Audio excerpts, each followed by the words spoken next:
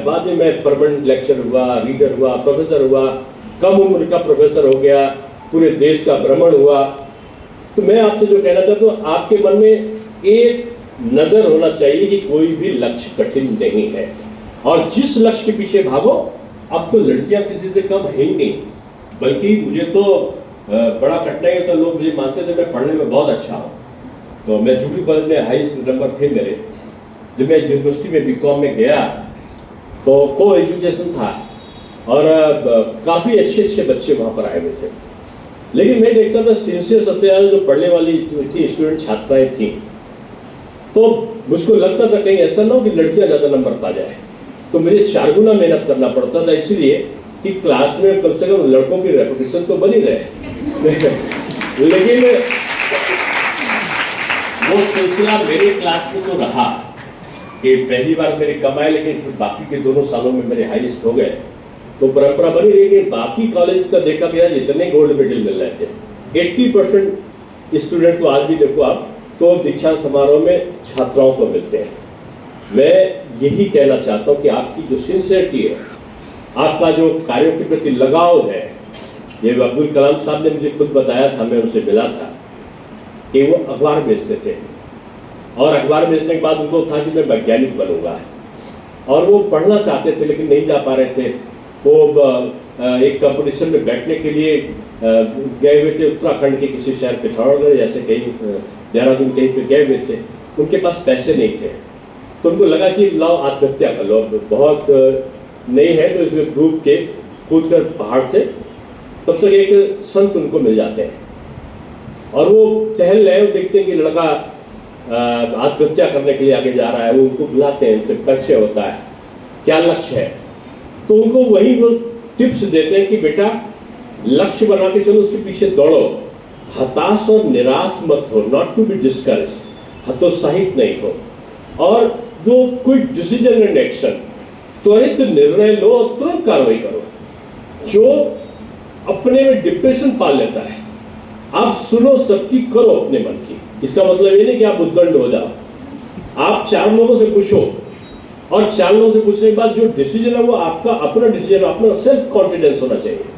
मैं बैठता था, अब क्या होता है कि आप साल भर नहीं पढ़ा और साल भर परीक्षा आ गई, आप परीक्षा के दौर में पता चला घर में माता जी ने तुरंत टीवी बंद करा दिया, रेडियो बंद हो गया, तो रेडियो है ही नहीं कहीं, टीवी बंद हो गया, खेल बंद हो गया, और पता चला घर में सन्नाटा छाया हुआ है, 12 बजे रात तक आपको पढ़ा रहे, सुबह अलार्म लगा दिया। अब तो मोबाइल का अलार्म, पहले घड़ी का अलार्म लगता था, सुबह आप 4 बजे जाग गए, 4 बजे जागने के बाद 7 बजे आपका परीक्षा के लिए जाना है। अब आपको इतना टेंशन भर रात में रहा, जब जाने लगे तो अम्मा खड़ी हो गई कि दही माछी, चम्मच से दही खा लो बेटा, अच्छा होगा। मैं तो लखनऊ यूनिवर्सिटी के पास मेरा आवास है, मैं देखता हूँ कि ऐसे जाओ तो सुबह सुबह खाली दिखता। जब परीक्षा होती थी तो जिसको देखो वो 4 लड्डू लिए हुए बजरंगबली के सामने खड़ा हुआ, टीका लगाए हुए, लगता था कि आज बजरंगबली 4 लड्डू के बदले में उसको आज प्रथम करा देंगे। ये क्या है ना, आखिरी में भगवान को याद करोगे तब भी वो काम नहीं आएगा। आपका कर्म अच्छा नहीं है तो आप आगे नहीं बढ़ सकते। डे पर डे आपको पढ़ना है। आप बहुत ज्यादा नहीं पढ़ो, जो ज्यादा पढ़ते ना वो रट्टू तोता हो जाते हैं। मैं 2 घंटे 1.5 घंटे से ऊपर अलग से नहीं पढ़ता था, और पढ़ने के बाद जो खेलने का है वो खेले के एकदम मस्त रहते थे। तो जब एग्जाम आते थे तो आप उनमें उल्टा करता था, पढ़ने के बजाय ज्यादा पढ़ने के लिए मैं धीरे धीरे अपने वो कम करता जाता था। और एग्जाम चल रहे हो तो टेलीविजन देख के जो कपिल शर्मा का शो टाइप का जो हास्य आता था, जिसमें मन एकदम से बदल जाए, तो वो देखते थे, और 9 बजे में सो जाता था, और सुबह वही 5 बजे आराम से उठो और फिर पढ़ो। यानी आपकी डेली दिनचर्या में तनाव नहीं आना चाहिए, स्ट्रेस, उससे दूर रहो, लक्ष्य को बनाओ, आगे बढ़ो। नवयुग बहुत अच्छा स्कूल है, मैं यहाँ के भूले जाता हूँ, मैं जाना था कहीं और मैं एकदम से भटक गया। इतने अच्छे और किसानों को सम्मान निधि देनी हुई, बच्चों को स्कॉलरशिप देनी हुई। मान लो प्राथमिक के बच्चे थे, उनको ड्रेस का, उनको जूते का, उनको बस्ते का पैसा देना था। पहले वो DIS को जाता था, DIS उसमें कटौती करता था, नीचे जाता था, नीचे कटौती होती थी, प्रबंधन जाता था, फिर और नीचे जाते जाते उसके पास में पूरा पैसा नहीं पहुंचता था, ऐसी शिकायतें होती थी। अब क्या है, एक बटन दबता है और उनको 2-2 हज़ार रुपए अगर बच्चों को मिलना है तो उनके खाते में उसी समय डायरेक्ट ट्रांसफर हो जाता है। स्कॉलरशिप मिलना है तो डायरेक्ट ट्रांसफर बच्चों के उसमें हो जाता है, पुस्तकों के लिए मिलना है तो डायरेक्ट ट्रांसफर उसमें हो जाता है। यानी एक मॉडर्नाइज सिस्टम को अडॉप्ट करते हुए कोर्स के शेड्यूल को बदला और कोर्स के शेड्यूल में पठन पाठन की प्रक्रियाओं के लिए टीचर्स के रिफ्रेशर्स कोर्स तो शुरू किया गया, टीचर्स की ट्रेनिंग भी हुई। अब टीचर सोचता है कि मेरी ट्रेनिंग क्या, मैं तो खुद इतना विद्वान है और हम पढ़ के आए, लेकिन नहीं, हर व्यक्ति को नित्य प्रतिदिन कुछ नया सीखना होता है। मैं क्लास में जाता था तो मेरा ड्राइवर मुझसे कहता है, सर इतना पढ़ाते समय आप इतना समय से पढ़ रहे हो और पढ़ा रहे हो और आप पढ़ते हुए जाते हो। मैं कहता था पढ़ते हुए मैं क्यों जाता हूँ कि कोई बच्चा खड़ा होकर मुझसे कोई नई चीज़ ना पूछ ले, और बच्चों से पता चलता था कि वो क्या नया जानते हैं। आज समय के अनुसार इतनी चीज़ें बदली हैं। कभी मोबाइल खराब हो जाता था तो हम लोग तो सीधे कोई छोटे बच्चे को तलाशते, 10-12 साल का बच्चा कोई मिल जाए, बेटा देखो ये फंक्शन ठीक से नहीं आ रहा, देखो, वो तत्काल आपका सही कर देगा। यानी अब जो नई पीढ़ी है वो इतना आधुनिकता के परिवेश में उसके अनुसार जो एक्ट किया वो प्रधानमंत्री जी ने उसके अनुसार किया है। पहले तो बोलते थे चंदा मामा दूर की पूरी पका में पूर के, अम्मा गाती थी और कहती चंदा मामा आ रहे।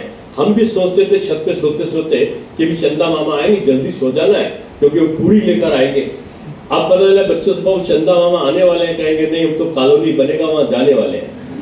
बदला ना समय। अब अंतरिक्ष को छोड़ दीजिए, सूर्य देवता में बोलते थे कि सूरज में जाएंगे तो जलकर भस्म हो जाएंगे।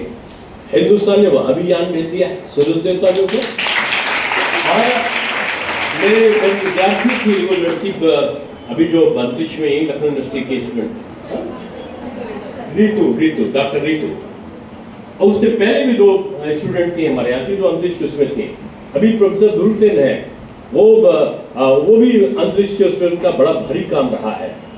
तो भारत के लोग और लखनऊ के लोग बड़ी तेजी से आगे बढ़ रहे हैं। एक समय था, मुझे याद है कि मुझे एक यूनिवर्सिटी में मुझे एक लेक्चर करना था, अमेरिका की एक यूनिवर्सिटी थी मैसाचुसेट्स।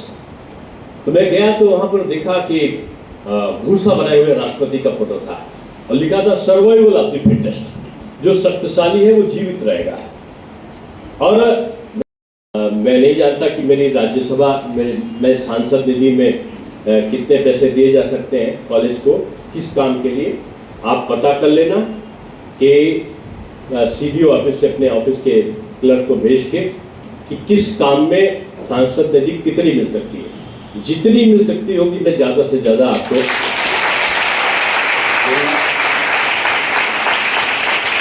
आप कंप्यूटर्स के लिए चाहोगे, मैंने भी कंप्यूटर के लिए कहा है 50 कंप्यूटर के लिए किसी से, अगर आप सही से कांटेक्ट कर लोगे तो मिल जाएगा। बाकी आपके वहाँ जो और प्रोजेक्ट्स होंगे आप मुझे लिख के देंगे। आपकी पढ़ाई अच्छी हो और पढ़ाई के साथ साथ बच्चों को कभी अच्छी चीज़ें घुमाने भी ले जाइए, कभी दिल्ली ले जाइए, तो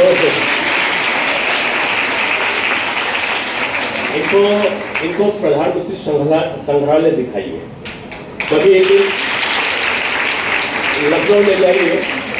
लखनऊ ले जाइए तो आप अभी बहुत सारे लोग इमामबाड़े से लेकर नई नई जो बनी है यहाँ पे चीज़ें, बहुत सारी बड़ी बड़ी अच्छी सी बिल्डिंग्स बनी हैं। आप उनके सिस्टम्स को प्रैक्टिकली दिखाइए कि डायल 100 में कैसे क्या होता है, पुलिस के सिस्टम्स क्या है। ये लैब में यूनिवर्सिटी में बच्चे जैसे अपने लैब में बहुत सारी चीज़ें नई नई चीज़, ये शोध गंगा पोर्टल क्या है, ये डिजिटल लाइब्रेरी का सिस्टम्स क्या है, और नए नए जगहों से एमओयू साइन करिए। मैं समझता हूँ कि नवयुग में फिर से वो दिन जरूर आएगा जब एडमिशन के लिए मुझे बार बार फ़ोन करना पड़ेगा और आप फ़ोन को साइलेंट मोड में कर देंगे। तो मैं बहुत शुभकामनाएं, मैं बहुत आभारी हूँ आपका छात्रा परिषद को शुभकामनाएं, अच्छा काम करें।